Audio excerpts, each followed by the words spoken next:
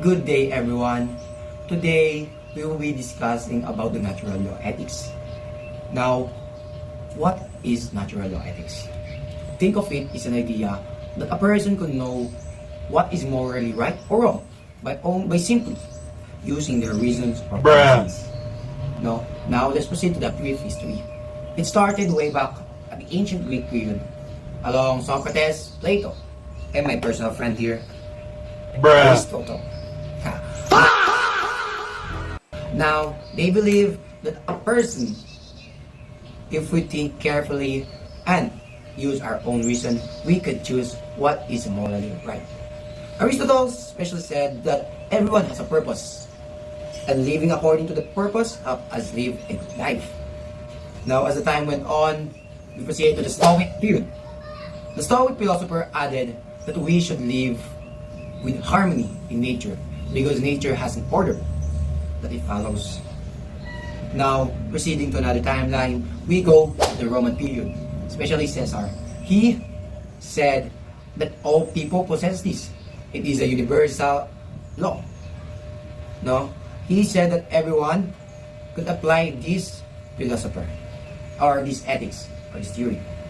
Now, proceeding, and lastly, the Middle Ages, Saint Thomas Aquinas brought all this idea together.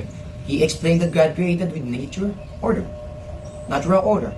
And because humans can reason, therefore we can choose what is right or wrong according to our common sense. And that is basically how natural law ethics developed over time. And why it still influences the way we think morally and justice.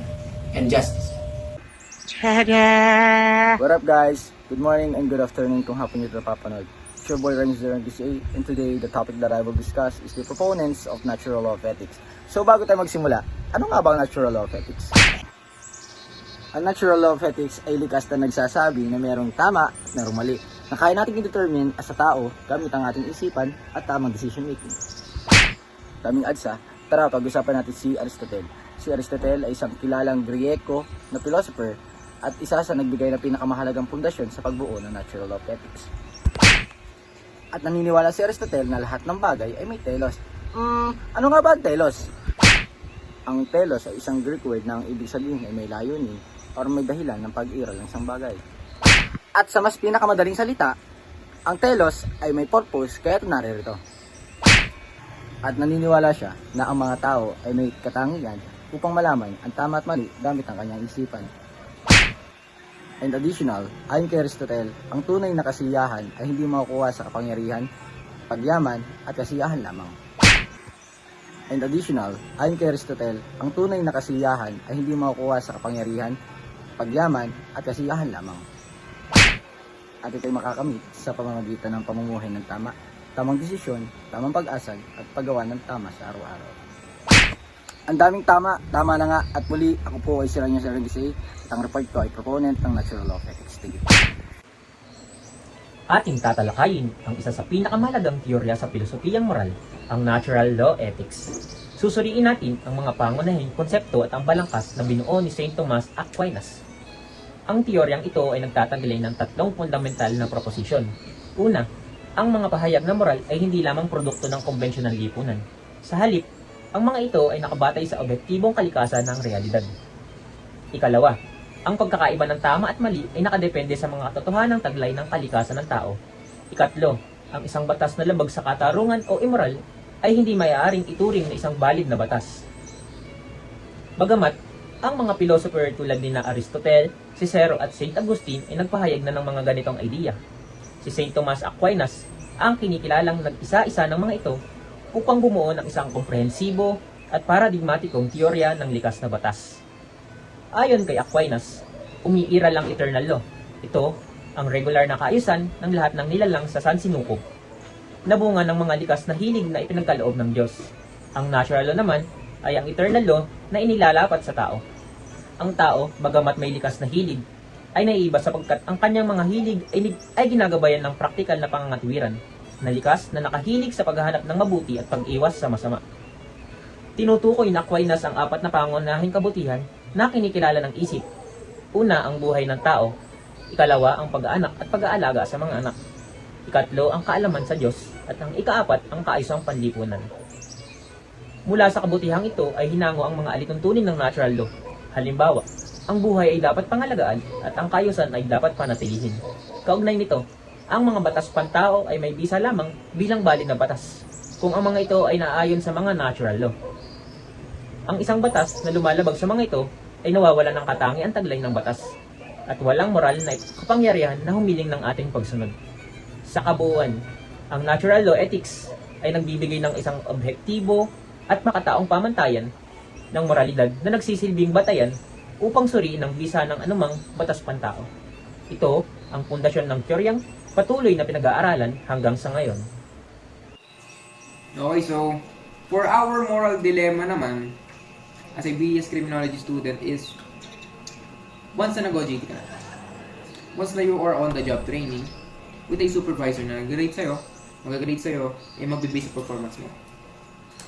So, the scenario is you are in a police precinct, naglalakad-lakad ka lang, nag-iikot-ikot ka lang, and suddenly napadaan ka sa interrogation room. Wherein nakita mo yung supervisor mo may na-interrogate, pero gumagamit ng excessive unauthorized use of force. Sinusuntok na, binubugbog na, and nakita ka niya, sabi niya sa'yo, pag nagsumbong ka, babagsak kita. Kahit tayo lang dito, dapat nagtutulungan tayo. Diba? So, stuck ka na. Pag nagsumbong ka, babagsak ka. Pero as your morality, alam mo yung mali, alam mo yung tama, alam mo na tama, dati sumbong mo siya. Diba? Kasi nga, may binubugbog, may nasasaktan na. Even though suspect, wala pa rin sa karapatan ng isang pulis na mabugbog. Diba? So, ang moral dilemma mo dito, bumagsak o makonsensya. Diba? Pumasa o hayaan yung pulis na maging above the law. Diba? Ang problema kasi dyan, hindi ka pa nakakapasok sa pulis, palabas ka na. Diba? Magkakaroon ka na ng snitch appearance, yun ang magiging pagkakilala sa'yo. Most likely, hindi ka na matatanggap kasi magkakaroon ka ng mababadmouth ka na nung ranking official na yun. Hindi ka pa nakakapasok sa serbisyo, pinapalabas ka na. And ang dito ni natural law ethics is magsumbong ka. Kasi nga, if hindi ka magsusumbong, you are not upholding the other person's life. Pros of the theory of natural law ethics, and the first one is universal. Applies everyone or everywhere. Sinasabi rito na hindi nagbabago depende sa lugar, culture, at sistema ng gobyerno. Na hindi porket tama sa Pilipinas pero sa US mali. Example, murder. Murder ay mali. Dahil alam naman natin na mali ang pagpatay, kaya part ng natural law na protektahan ng ating buhay.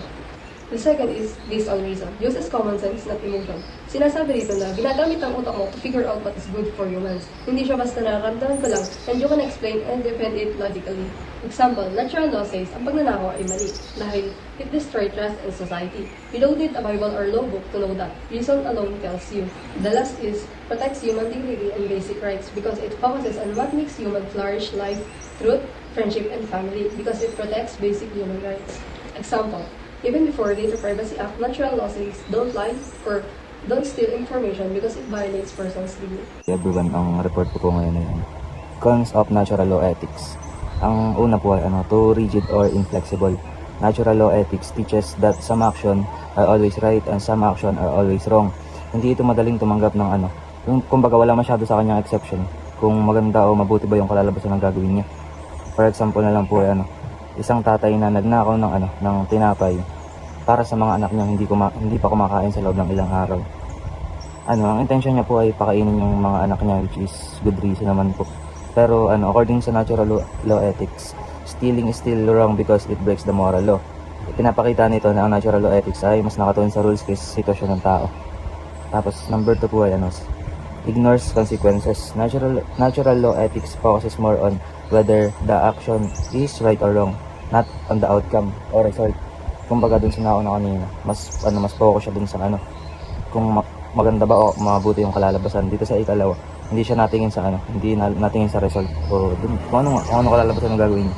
For example na lang ay, a student lies to protect a classmate from being blamed for something they did not do. Kahit nakatulong kahit nakatulong man yung kaklase niya na pagtakpan siya o magsinungaling, mali pa din yun. Gawa ng natural law ethics still considers lying as morally wrong. Ibig sabihin, mas mahalaga ang pagsunod sa moral rule kaysa sa magandang resulta. Tapos ang ikatlo ay may limit personal freedom.